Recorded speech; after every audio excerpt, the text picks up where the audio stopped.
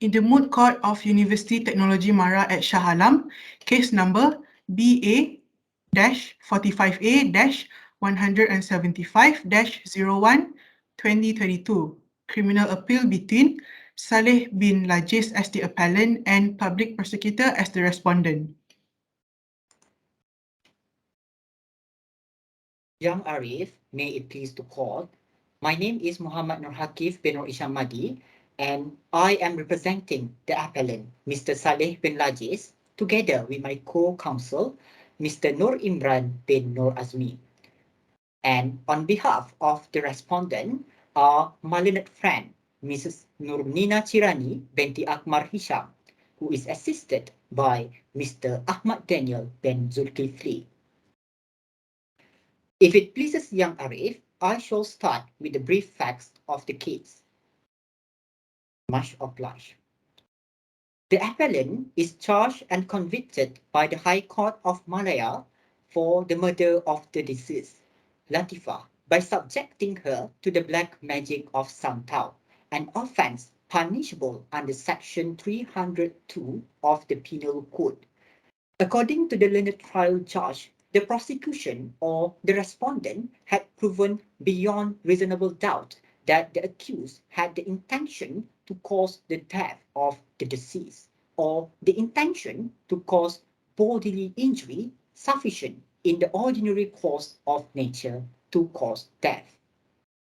According to the learned trial judge, this finding is supported by, firstly, the facts in the case that he was an active practitioner of black magic.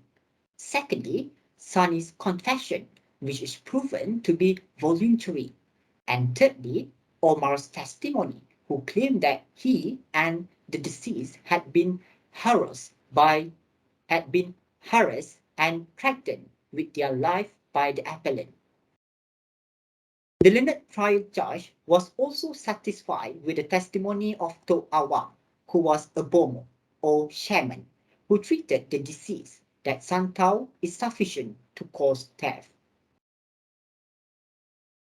If the court pleases, I shall proceed to outline the grounds of submission on behalf of the appellant. I am much obliged, young Arif.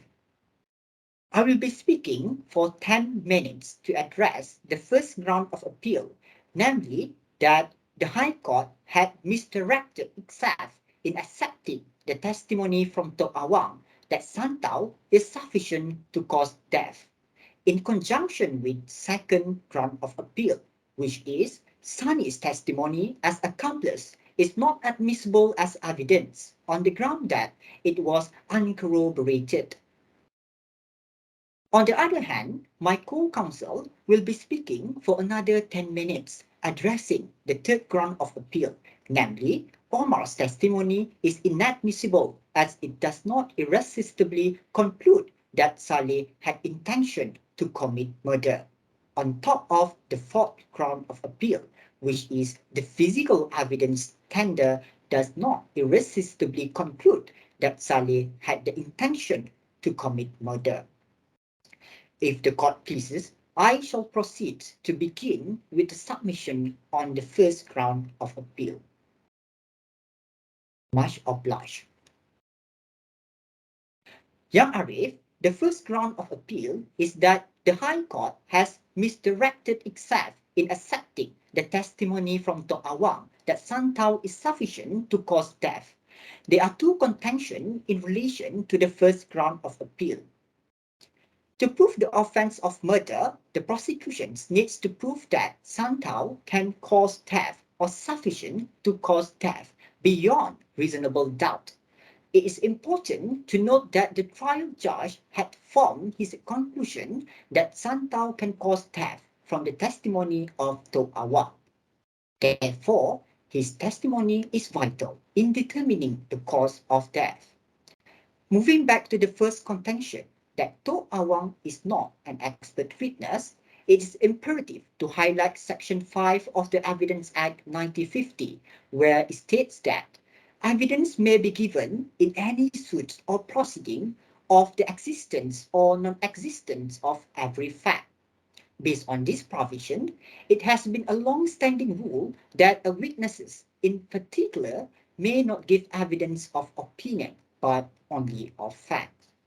However, one of the exceptions whereby evidence of opinion may be admissible is where the matter is not within the judge's common knowledge or experience.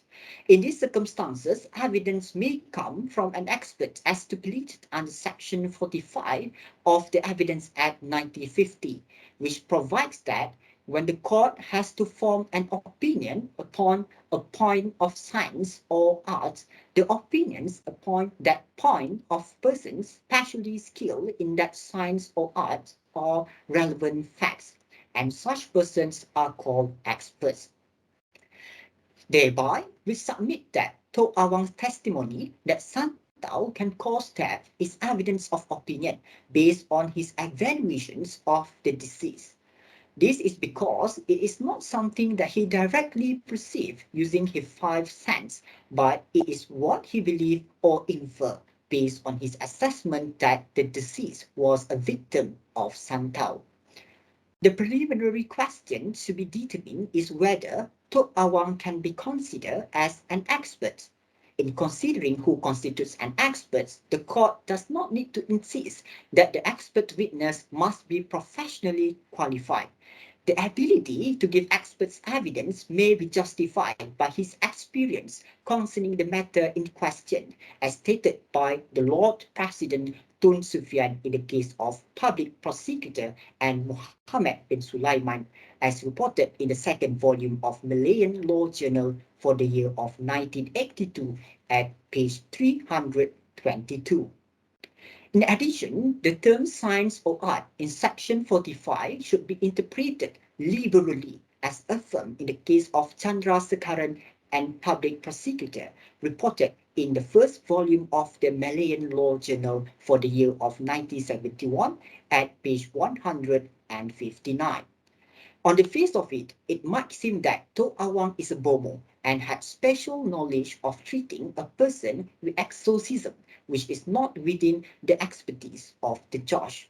However, there is a danger of accepting his testimony as an expert. The reason is that Tok Awang's expertise in black magic is in doubt, as he did not inform the court on the symptoms of Santau. If he had any experience in treating Santau, he should have provided the symptom of Santau. Without such evidence on the possible symptom of Santau, it is erroneous to decide that Santau is sufficient to cause death through just his bare statement without reasons.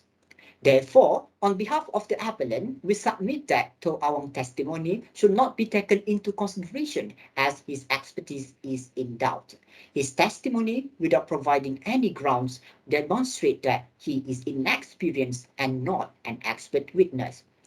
As for the second contention, even if this honorable court finds that Tok Awang is indeed an expert witness for the purpose of Section 45 subsection 2 of the Evidence Act 1950, his bare expression of opinion has no evidential value at all.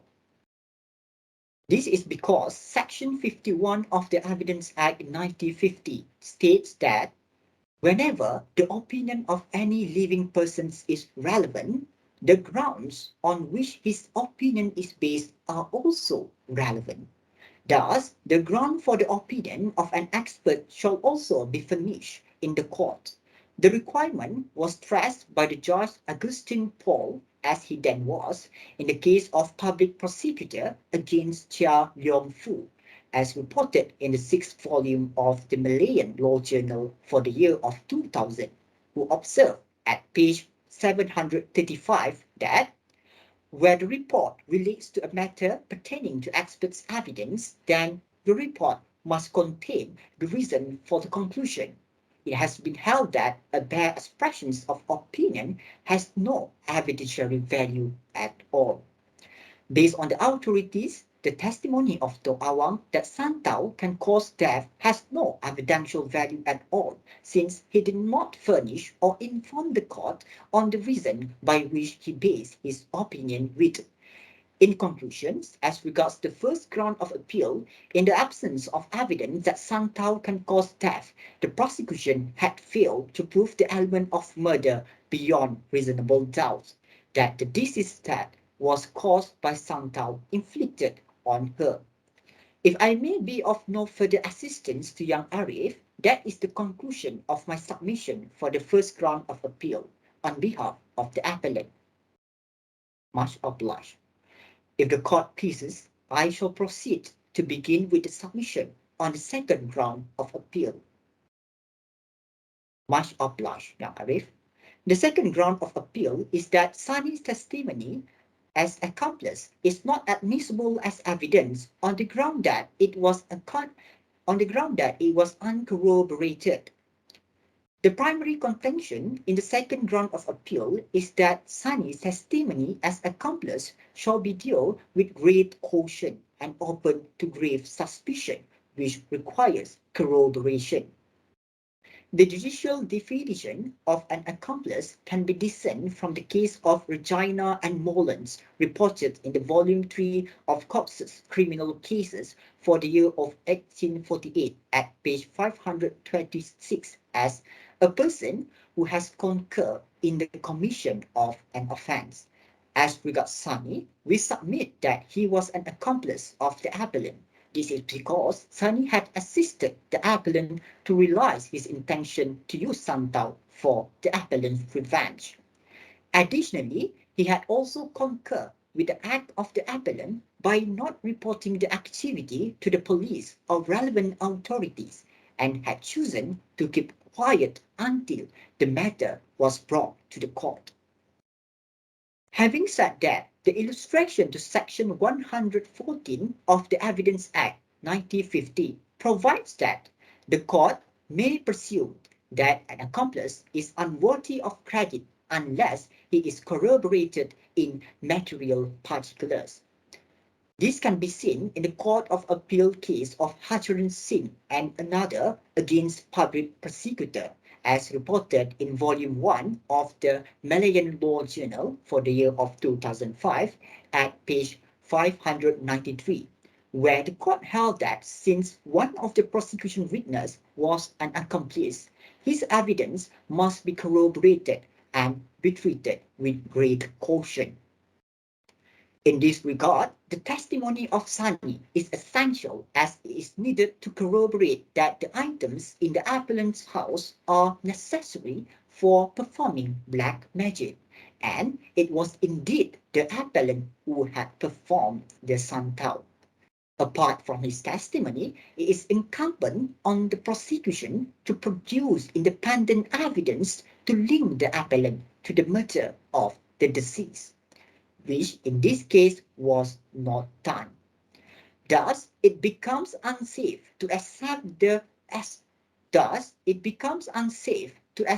sole evidence of such tainted and unreliable witness who is motivated by the assurance given by the prosecution to implicate the appellant to the crime. In conclusion, the elements of the offence of murder cannot be proven due to the absence of independent evidence which indicate that the accused had caused the injury or injuries through Santau, which resulted in the deceased's death. If I may be of no further assistance to young Arif, that is the conclusion of my submission on behalf of the appellant. Much obliged, young Arif.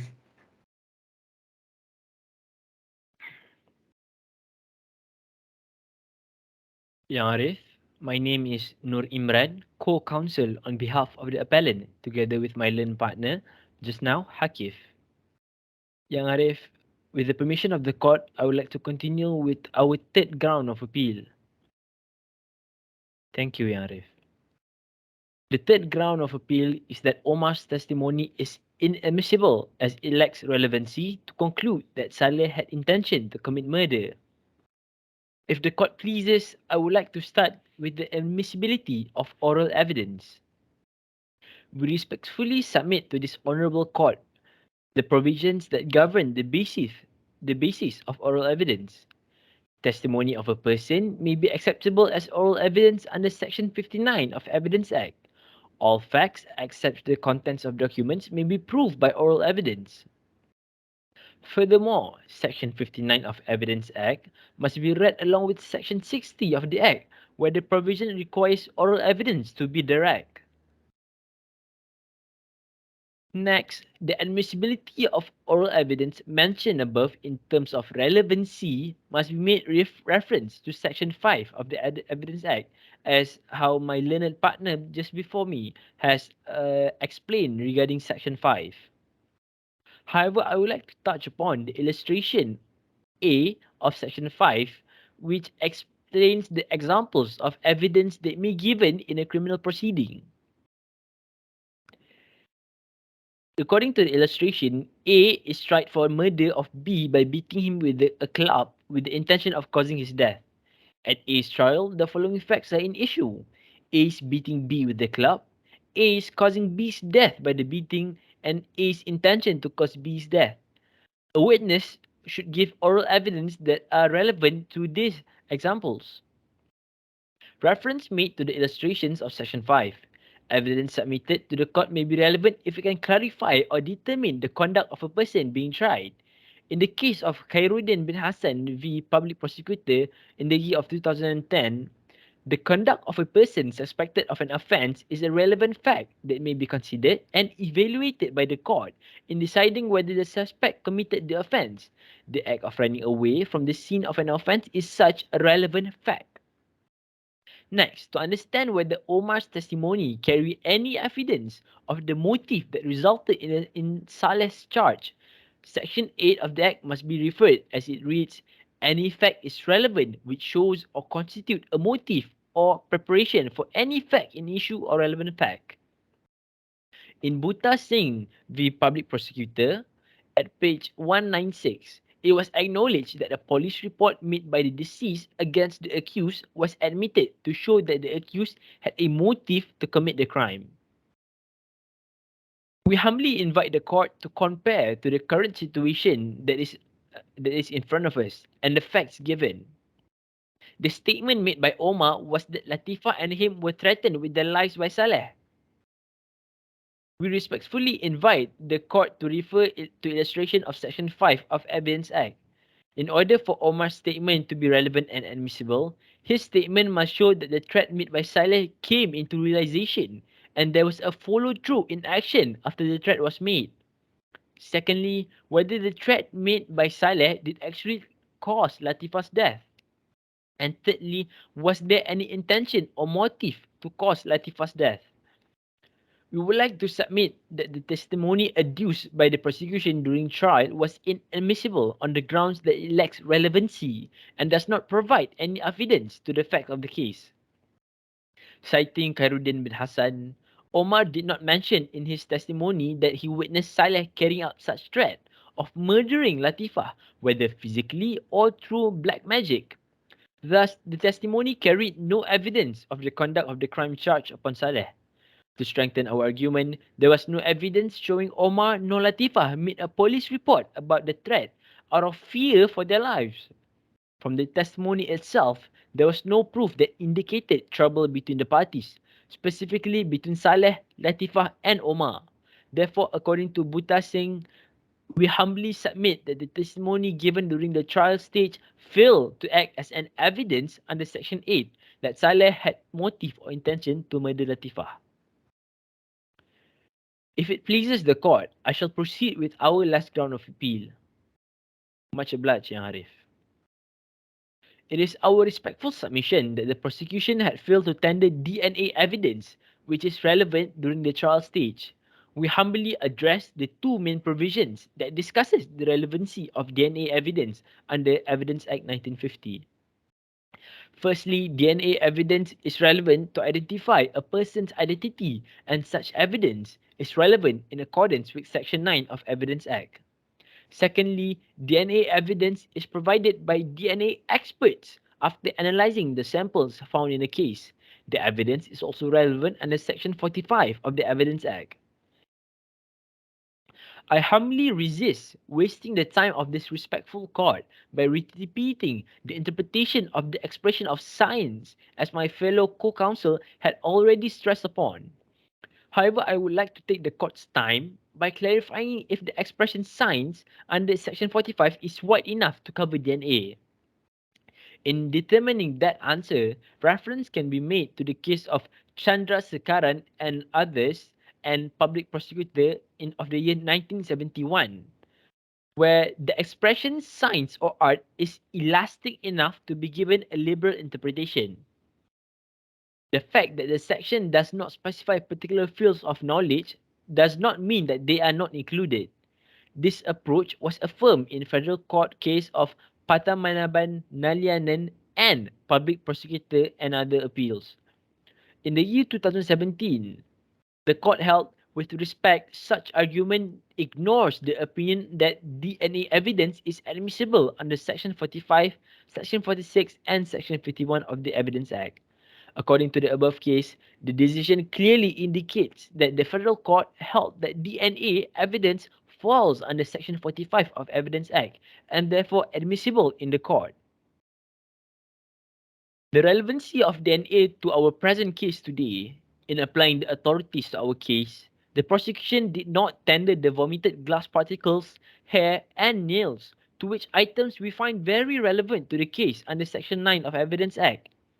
There is no nexus which links or which connects our defendant, Salleh, to the murder weapon or crime scene which inevitably disproves any actus reus or the mens rea, as per Muhammad Naqi bin Muhammad Yusof and public prosecutor in the year 2013, where the court was able to create a nexus or connection by establishing that the deceased's blood was found on the walls of the accused's home. To conclude my fourth submission for today, it is our right to propose that the prosecution and trial court judge had erred by not calling upon a forensic expert under Section 45 of Evidence Act to determine the presence of Salleh's DNA on the nails, hair and glass particles that had caused the death of Latifah. We believe in the principle that has been laid down in Pattamanaban Nalianan, where the discovery use of DNA is important or significant to solve a criminal investigation that may result in conviction of a guilty person or the release of an acquittal of an innocent person such as Salleh, we believe. To conclude, citing back public prosecutor and Nomizam Apandi bin Abu Hassan, the principles that were laid under Section 300 of the Penal Code were not established beyond a reasonable doubt by the prosecution. The reasons are summarized as below. Firstly, there is no evidence that Santau can cause death. To Awang's testimony that Santau can cause death has no evidential value at all because he did not furnish any grounds to his opinion. Secondly, there is no evidence that the accused had caused the injury to the deceased through Santau, which resulted in her death, save for Sunny's confession, which is open to grave suspicion. The only evidence in this case to connect the appellant to the crime is that the confession by Sunny to his role in the crime. However, we prove that his testimony requires to be corroborated and which there was none. Thirdly, Omar's testimony is inadmissible due to the fact it did not provide any relevant information to aid the investigation and the proceeding of the criminal investigation, and it is unsupported by the absence of a police report. Lastly, there is no nexus that connects Salleh's DNA to the vomited glass particles, hair, nails that caused Latifah's death, nor the crime scene. The prayer for relief for today, on behalf of the appellant in this case, we believe that the appellant in this case has been highly prejudiced in light of the facts of the case and grounds advanced. Counsels for the appellant respectfully request this honourable court to, firstly, allow the appeal, and secondly, quash the conviction and sentence imposed on the appellant by the High Court under Section 302 of the Penal Code. If I cannot aid this court anymore, I would like to stand down and take my seat. With your permission, Ya Arif. Thank you, Arif.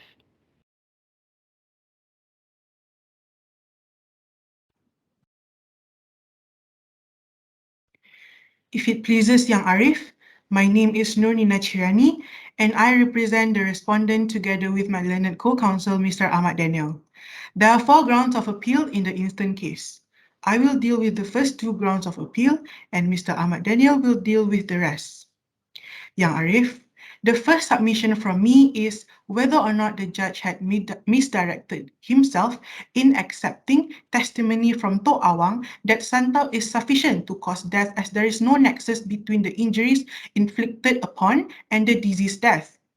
First and foremost, the method that Salleh had used in this case to murder Latifah is through the practice of black magic, in particular Santau. According to Oxford English Dictionary, black magic is a type of magic which is believed to use the power of the devil in order to do evil. In Malaysia, black magic is not something new as there are people who still practice black magic. The issue of black magic has sparked concern and it has been declared by the National Council for Islamic Religious Affairs Malaysia that practicing sorcery is a major sin and learning black magic is also deemed to be haram, or in other words, forbidden or unlawful in the Islamic context. However, there are no legal provisions enacted to deal with the issue of black magic in the laws of our country due to the fact that black magic involves supernatural activities involving the devil which cannot be proven with science, hence making it hard to prove in court. Therefore, the court will have to look at other methods in dealing with cases involving the practice of black magic. In this particular case, one of the methods that the prosecution had relied on was the testimony from a shaman or bomoh, namely Tok Awang, who is deemed to have expertise in the area of black magic. Section 45 of the Evidence Act states that a person who is an expert in a certain field can form an opinion to assist the court in making inferences which may not be within the court's scope or knowledge. Yang Arif, in matters relating to black magic or witchcraft, the expert in this field would be a shaman or bomoh. An example where a shaman is deemed as an expert can be seen in the case of Mustafa bin Bacha against Habibah Abdul Rahman in Hijri date 1410, as reported in Journal Hukum page 41. This is a Sharia case regarding divorce whereby the husband claimed that he was under the influence of magic when he divorced his wife. The Court of Appeal considers the fact that the man was under the influence of magic must be proved, and experts such as shaman must be called to determine the truth of the allegations. Based on the court's decision, it can be inferred that a shaman is recognized as an expert witness in the court. However, under certain circumstances, the Evidence Act also allows the court to admit the opinion of an inexpert witness. This can be supported with the case of Chin Ahi against Public Prosecutor in the year 1937 Malayan Law Journal at page 14. In this case, the Court of Appeal unanimously held that where a person had practical experience in testing liquor for its alcoholic content, it is not necessary for him to be officially appointed as an analyst. What could be deduced from the Court of Appeal's judgment is that the practical knowledge and experience of a person who is not a professional analyst may be sufficient in certain cases to qualify him to give testimony. Hence, based on the authority stated, it does not matter whether Tok Awang is an expert or inexpert witness, as his opinion would still be accepted by the court. Yang Arif, once again, the issue that the court is dealing with right now is regarding black magic.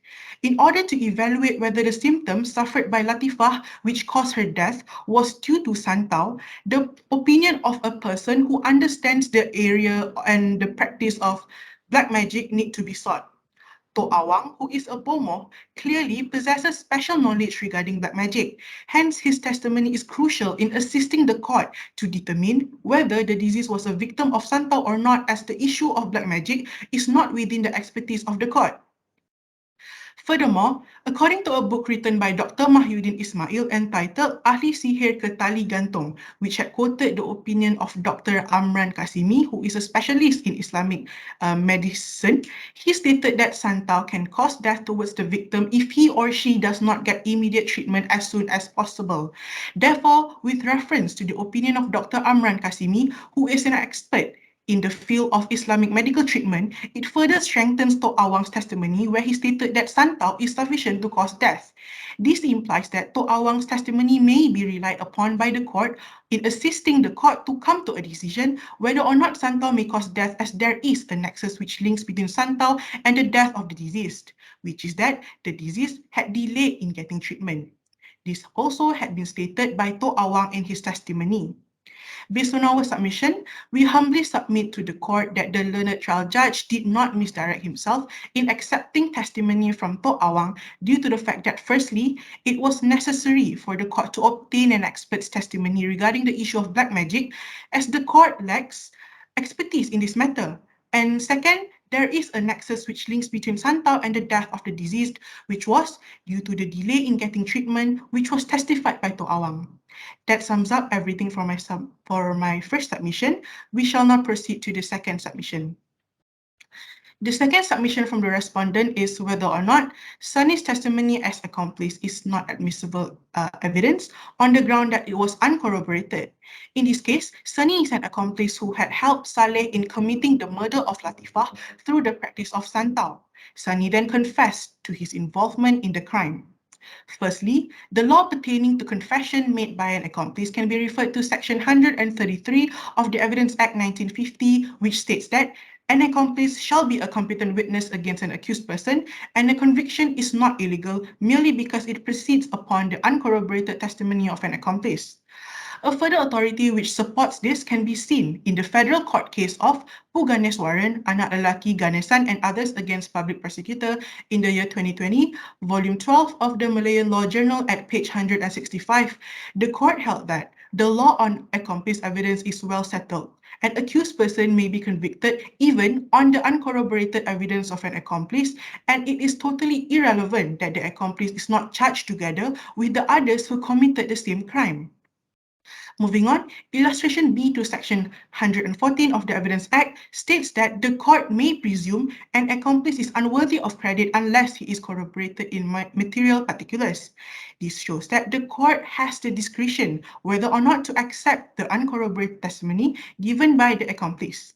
Yang Arif, in this case, however, upon going through the evidence carefully, the prosecution side finds that the testimony of Sunny was actually corroborated by a few circumstantial evidence, which are, firstly, the fact that Salleh was an active practitioner of black magic is a strong circumstantial evidence showing that santau was practiced to murder the deceased. Second, the deceased went to meet Tok Awang, which is a bomoh, to get treated, and Tok Awang immediately recognized her as the victim of santau.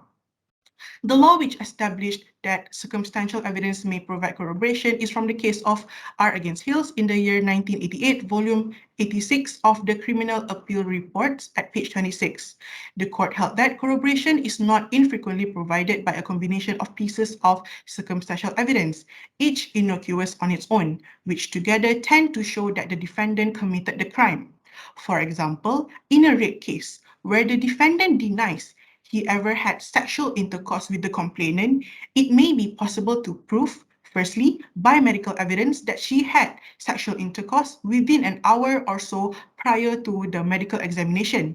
Second, by other independent evidence that the defendant and no other man had been with her during that time. And third, that her underclothing was torn and that she had injuries to her private parts. None of these items of evidence on their own would be sufficient to provide the necessary corroboration, but the judge would be entitled to direct the jury that if they were satisfied so as to feel sure that each of those three items had been proved, the combined effect of the three items would be capable of corroborating the girl's evidence. Therefore, we cannot accede to the appellant's contention that there was no corroboration of the accomplice's evidence to link them with the murder of the deceased. To add on, the fact that Sunny was not charged together with the appellant, although he is an accomplice, is irrelevant as what was stated in the case of Puganeswaran, Anak Lelaki Ganesan, and others against public prosecutor. His confession shall not be discredited by the court on the grounds that he was not convicted together with the appellant. Based on the authorities stated, we respectfully submit to the Honourable Court that the learned trial judge had made the correct decision and had not erred in accepting Sunny's testimony, as his testimony was in fact corroborated by circumstantial evidence. Therefore, the appellant's contention that Sunny's confession should not be admitted must be rejected, as it is erroneous. That sums up my submission for the second issue, Yang Arif. My co-counsel will continue with the rest of the submission.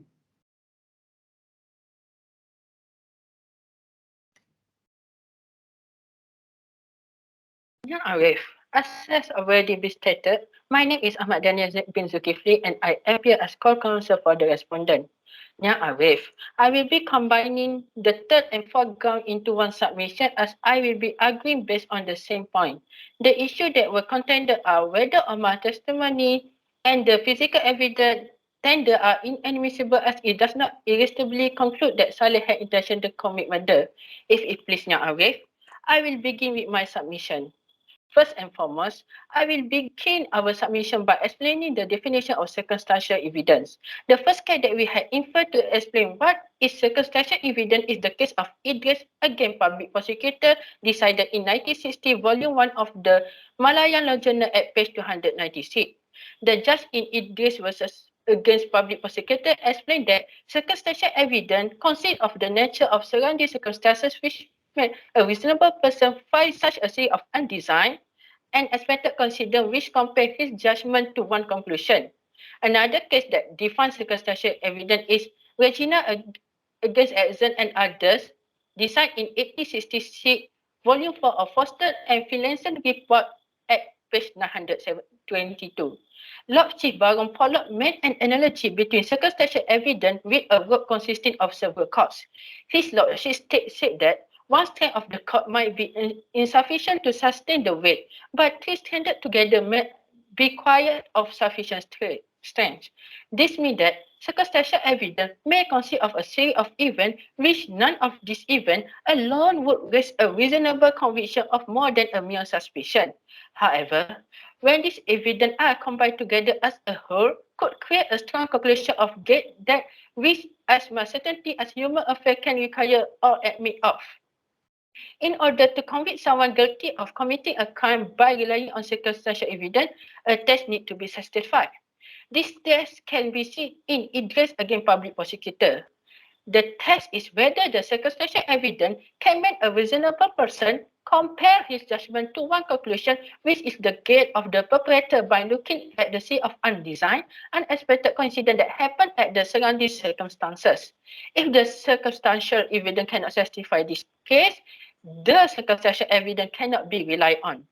This test is restated in Datuk Mota bin Hashim and another against public prosecutor, which decided in 1983, volume 2 of Malaya Law Journal at page 232. At page 275, Yang Arif Abdul Kadir Federal Judge stated that if the circumstantial evidence becomes the basis of the prosecution case, the admitted evidence must irresistibly point to one and only one conclusion, which is the guilt of the accused. Yang Arif, in this present case, we humbly submit to the Honourable Court that Salleh's intention to commit murder has been established by relying on the circumstantial evidence present on top of Omar's testimony and the physical evidence tendered in this case, which are sufficient to make the appellant level of liability in the offence of murder to be beyond reasonable doubt. It is submitted that no law has been enacted to deal with case involving the penalty of black magic. Thus, this made it difficult for the court to convict and accuse for the offence of practicing black magic, as there are no clear regulations for this matter. Therefore, other methods will be resorted to in dealing with this issue. For instance, in this case, we'll be relying on the circumstantial evidence that are present in the case to prove that Salleh had the intention to murder the deceased regarding the practice of black magic. We, the respondent side, agree with the argument made by the appellant, which is Omar's testimony and the physical evidence tendered alone are not sufficient to irresistibly conclude the intention of Salleh in committing the murder of the deceased. However, the appellant side failed to see other existing facts in the present case. Even if the Omar's testimony and the physical evidence tendered alone are not sufficient to irresistibly conclude the intention of Salleh in committing the murder of the deceased. But when both of these together combined with other circumstantial evidence which are present in this case, it clearly shows that Salleh has the intention to murder the deceased. There are ample circumstantial evidence which implicate the accused in the present case to the murder of the deceased. The prosecution or respondent side had consistently identified them as, first, the appellant vowed that if cannot have the victim, then no one could. Then, the failure of the doctor to diagnose the cause of the disease illness. Next, the disease went to meet To Awang, which is a bomber, to get treated, and To Awang recognized her as the victim of Santau. Fourth, the victim vomited glass particle, hair, and needle when in the treatment, which means she is victim of Santau. Finally, the appellant is an active practitioner of black magic, in particular Santau. Nya Arif. I will continue my submission by explaining the detail of the first two circumstantial evidence. Thank you, Nya Arif. In this prison case, it was stated that the appellant took revenge toward the deceased as the deceased had cancelled her engagement with him. He even vowed that if he cannot have the victim, then no one could. This further showed that the appellant had the motive to kill the victim. This is because the appellant vowed been to opinion that the deceased will die in order to ensure that no one would be able to have her. Not only that, Omar's testimony whereby he said that the appellant promised him and the deceased will be sorry for what they had done to him further support the motive of the appellant in killing the victim. Then, I will explain the detail of the second, third, and fourth circumstantial evidence. Before the deceased died, she was in severe bodily pain, but unfortunately, the doctors failed to diagnose the cause of her illness. Logically, a person who is a victim of black magic usually cannot be diagnosed by a doctor because it involves mystical element which could not be medically proven. Due to that, she was only given some painkiller as treatment. Subsequently, the deceased went to see a bomber, To Awang, to get treatment for her illness. To Awang immediately recognized her as being a victim of Santau. As stated previously by my senior counsel, To Awang is a bomber who is involved in the work of witchcraft. Therefore, he is deemed to have knowledge about black magic. Furthermore, the deceased was said to have vomited glass particle, hair, and needle in the course of treatment by To Awang, showing she is a victim of black magic. Now, I will explain the last circumstantial evidence, which is the fact that the accused is an active practitioner of black magic, in particular Santau.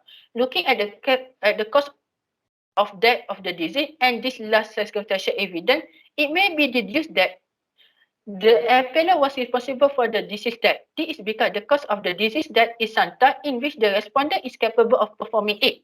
Not only that, this has also been settled by the admission of Sunny, who is an accomplice, whereby the appellant had asked Sunny to assist him to perform Santau of the disease. By looking at all the circumstantial evidence, any reasonable person would compare his judgment to one conclusion, which is that the appellant is guilty in killing the deceased. Thus, the test in interest against public prosecutor, which I had previously stated, is satisfied. Moving on the last ground of appeal by the appellant side, which the appellant state that the physical evidence tendered are inadmissible as it does not irresistibly conclude that Salleh had intention to commit murder.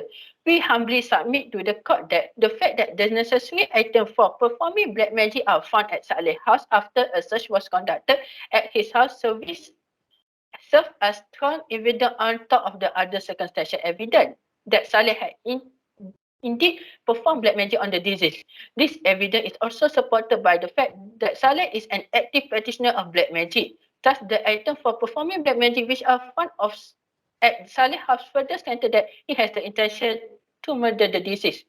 Moreover, there were also photographs of the deceased taken during the period when she was in and was treated by To Awang, which can serve as documentary evidence based on Section 3 of the Evidence Act 1950.